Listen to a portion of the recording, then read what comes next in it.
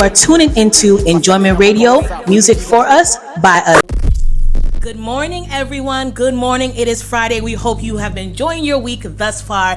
This is Enjoyment Cafe on Enjoyment Radio. You are locked in. That was DJ Nemesis on the ones and twos. I'm here with my lovely co-host, Paul Mensa Anku. And this is your girl, Avida Rae. All right, guys. I was away on Wednesday. Hope you guys have been having a lovely day thus far. As we lock into the weekend, we want to know what your plans are and what you guys are doing in regards to enjoyment. So hit us up on our Snapchat, Twitter, Facebook, YouTube, as well, and Instagram. All right, so for today's motivational quote of the day, it is by David Brinkley, and it goes as follows.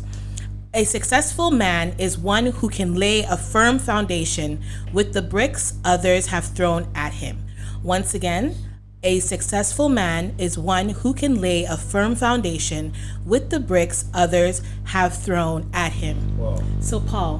When it comes to foundation, I think it has to do with laying a firm start to whatever it is, just so when you're no longer around, your legacy can still live on. I think it's a good one. It's a good one, you know? I liked it because when it was saying, despite the bricks that have been thrown at him, the bricks are like stand for obstacles, challenges. So what are you going to do about your challenges? Are you going to just let it go to waste? Are you going to learn from it? Are you going to grow from it? And thus far and so forth. So that was a beautiful one. Yeah, it means you can be successful without the challenges, right? Exactly. It will always come. So it's about what you use it to do. I mean, you use it for the positives or the negatives. So good one. All right, guys, today is Friday, so we have the last day of Finish Line. It is Strongman versus Medical. We want to know from you guys, who do you want the winner to be? So hit us up on our Twitter and our Instagram, and it's not too late to vote. As well, we have a lovely musical guest coming up very shortly, and Paul's going to give us all of our Black Star news because everyone is excited about that. This is the hype and the happiness that we need at this time. So we're going to wait to see what happens with that, as well as our lovely healthy moments for the day, and we'll be right back.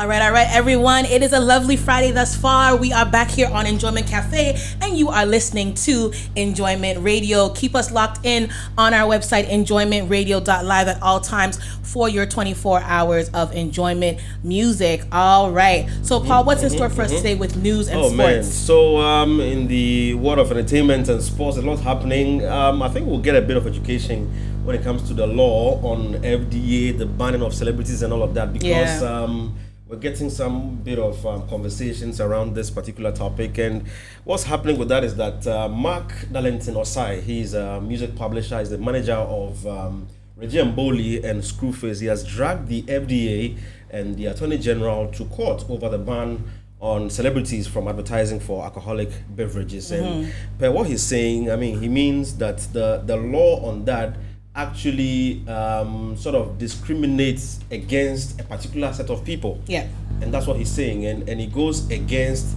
the law that allows people to do business regardless of their race, ethnic group, tribe, color, religious opinion, and all that. And so this is why Mark Darlington is taking the FDA, that's the Food and Drugs Authority, and also the Attorney General Godfred Yeboah-Dame, to court over the ban on celebrities from advertising for the alcoholic beverages. And what he's saying basically is that if you want to, protect minors, you don't want them to get involved in alcohol, you should do it, holistically, not just banning some people. Because there are people sending their kids to buy alcohol. There are, shops closer to schools, to churches, and all that. And even in music videos, they are in there. So that's what it's a little bit of Darlington.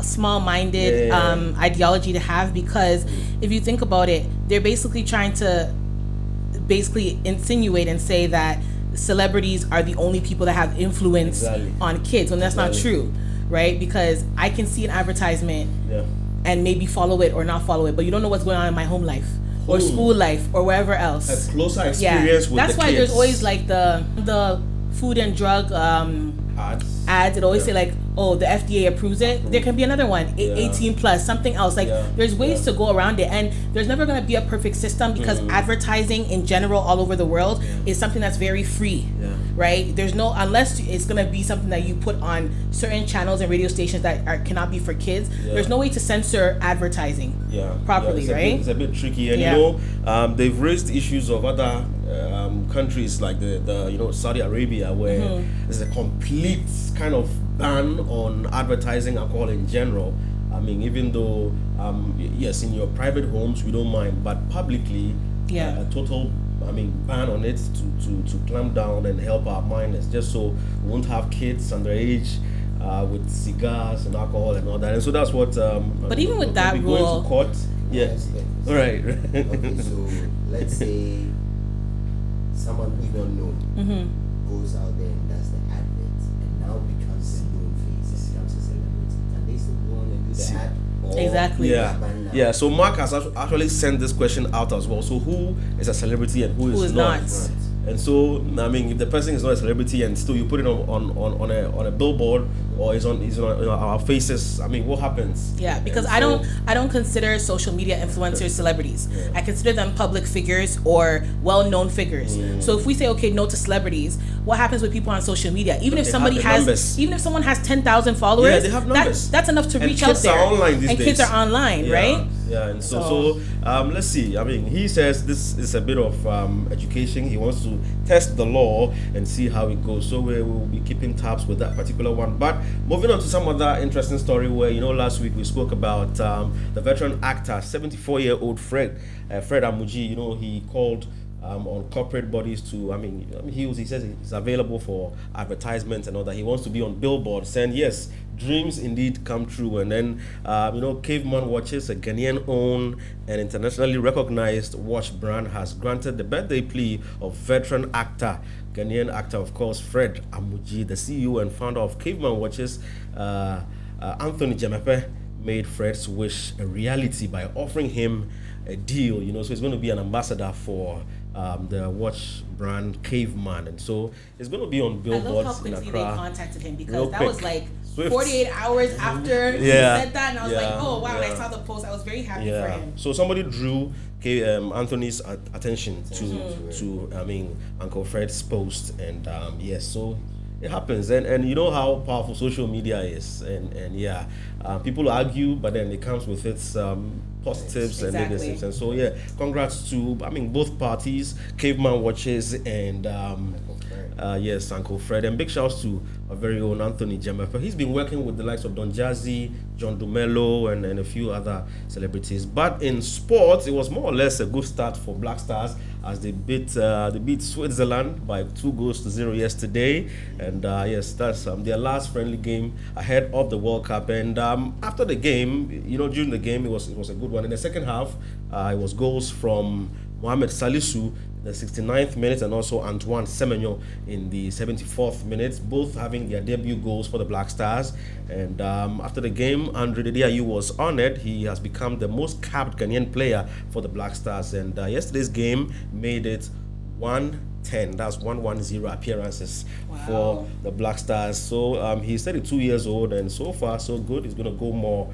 He has more games to play for Ghana, and so he surpassed Asamoah Gyan's 109 appearances for the Black Stars. And with his success so far with the Black Stars, he has a total of 23 goals for the Black Stars. He's a two-time winner of the silver medal. That's 2010 and 2015. 2015 in Angola, the Black Stars was in the finals. They lost out to Egypt.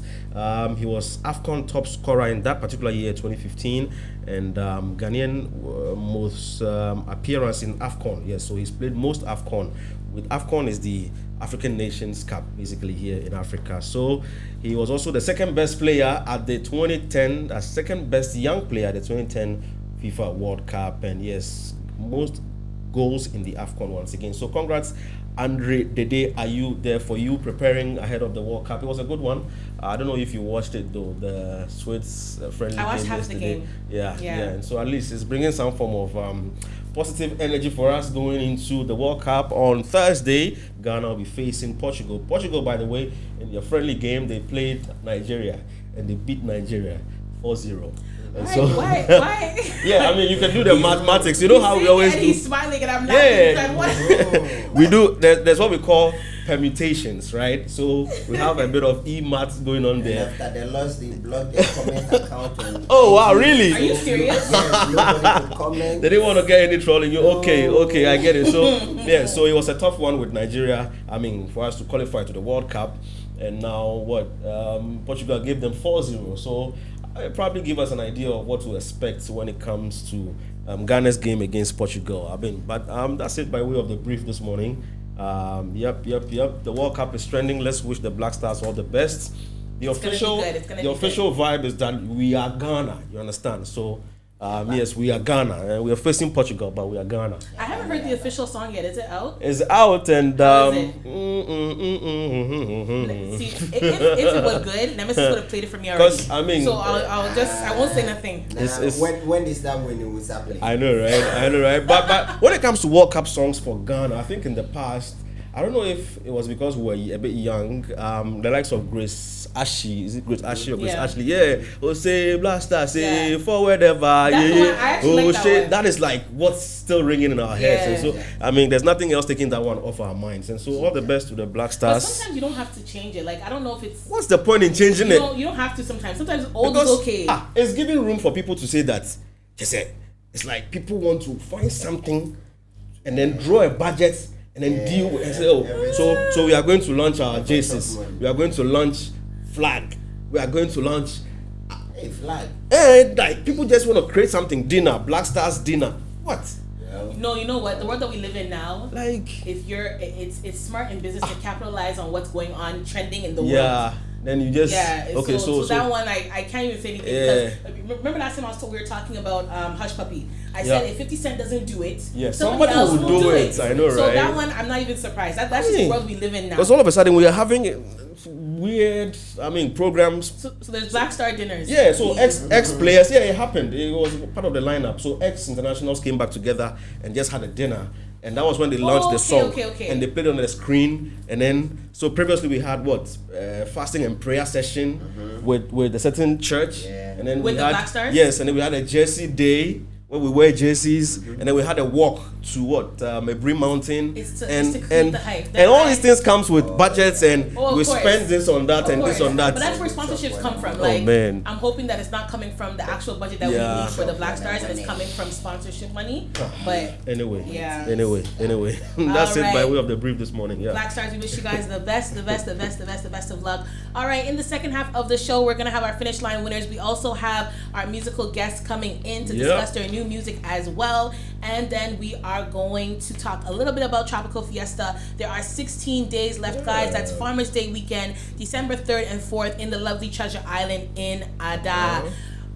Tropical Fiesta budgets and booths and everything else basically sold out, and we have been announcing our DJs, our hosts, our special appearances, our artists, and everything. So please guys, if you guys want to stay tuned in and locked in, we might be giving some giveaways, but regardless, hit up tropicalfiesta.com for all of your stay and ball packages. And also various locations around Accra have the tickets available. YFM in Accra Mall, Nalam's Filling Clothing, Casablanca Men's Lounge, Frosty Moon Pastry Store, as well as various locations, all Avida Cafe locations as well in Accra, also here at Enjoyment Radio as well. All right, guys, so when we come back, we're going to have Nemesis on for our Enjoyment Block Party, and our special guest will be in next.